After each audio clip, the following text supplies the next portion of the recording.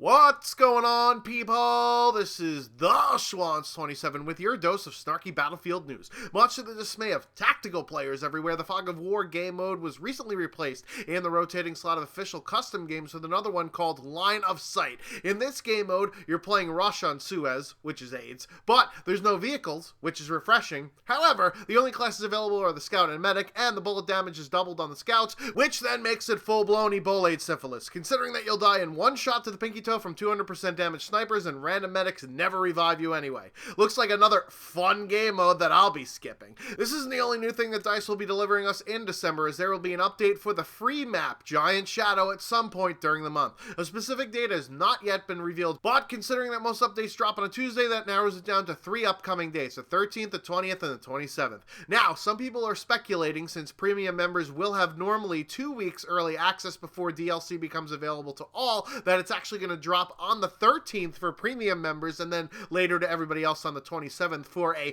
excellent gift to mop up those Christmas noobs. However, the last few times the map has been given out for free, there was no premium period.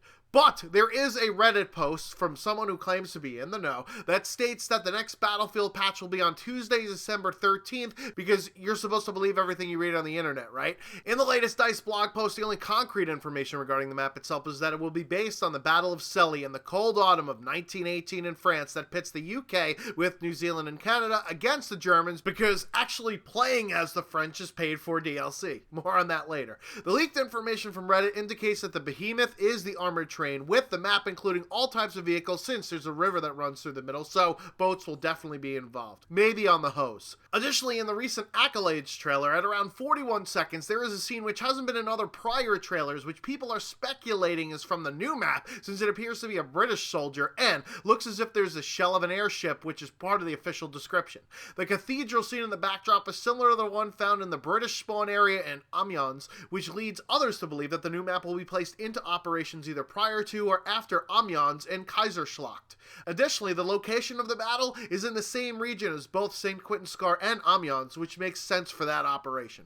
The Reddit post also drops some additional 411 on the fixes in the upcoming patch, including UI updates and updates on how rewards work, like medals and battle packs, including having a player earn scraps for being featured on the reward screen at the end of a round. Maybe now I'll actually be able to get some fucking skins, since I'm always getting featured but never get one of those random ass drops. It seems like they took the drop code from Destiny or some shit. Additionally, there will be more knobs and sliders on custom servers, including custom ticket numbers, and the quit button will actually not perform like a stage 5 clinger and let you exit your match back onto the main menu instead of just Xing out the entire game.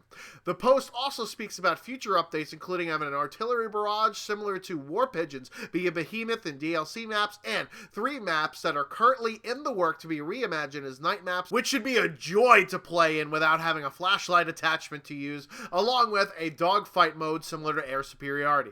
Speaking of DLC, that official DICE blog post also names the first expansion as They Shall Not Pass, aka the Monty Python DLC. It will arrive in March of 2017 and may possibly contain a brand new weapon discovered on a DICE artist page. This artist, who was employed by DICE, has uploaded drawings and renditions of weapons already found in Battlefield 1, but here there is a brand new one. Since Battlefield 3 and Battlefield 4 were modern military games with crossbows of DLC, it would stand to reason that in a World War I game, there would be a DLC crossbow item, but this time, it launches grenades instead of arrows. Holy shit, it's like the fucking Bart Simpson DLC weapon. Considering that there's not enough grenade spam in Battlefield 1, this item is a perfect fit. It could be a multi-class item, or it could be a gadget for one of the classes, and I would assume would be a medic class item, since it's the only class with grenade launchers on it anyway. Also, in future updates for 2017, DICE announced that there will be new server locations to service people in South Africa, the Middle East, and Hong Kong, such that the out-of-region players are no longer hated in the same vein of a Trump supporter does to foreigners. In other Battlefield news, EA's Chief Competitive Officer, aka a made-up title for people that fail upwards, Peter Moore, spoke of how in 2017 they will build competitive game modes for Battlefield 1. This is hilarious to me, considering that the game itself isn't designed with competitive in mind, since there isn't any semblance to a competitive game mode in Battlefield 1, except for Domination, which is a joke for comp that even Call Call of Duty knows better to deal away with.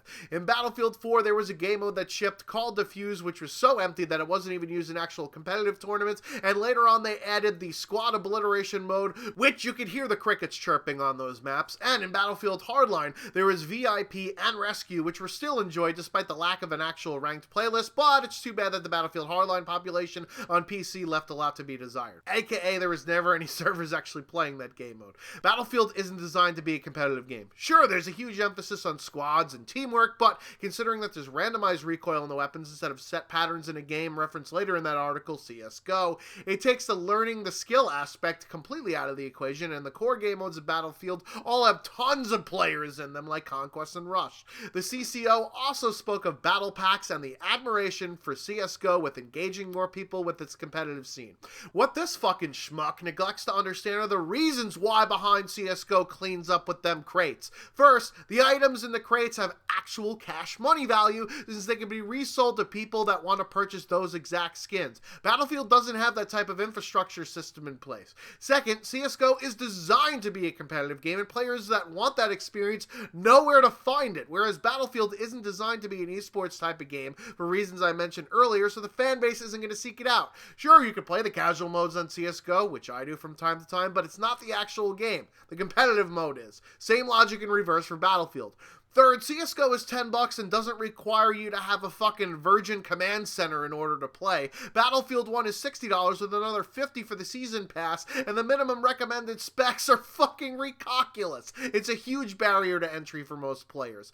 And fourth, CSGO uses the money that they make in the skins and puts it back into the competitive prize pools. Nobody's gonna play for a $3,000 Battlefield tournament when they can compete for hundreds of thousands of dollars in a CSGO tournament. I swear, most people in management positions have no fucking clue what they're doing.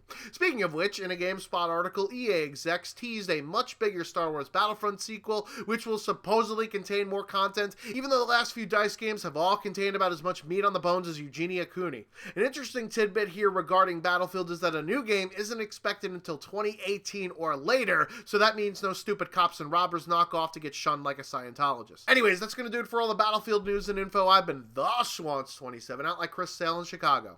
Until next time.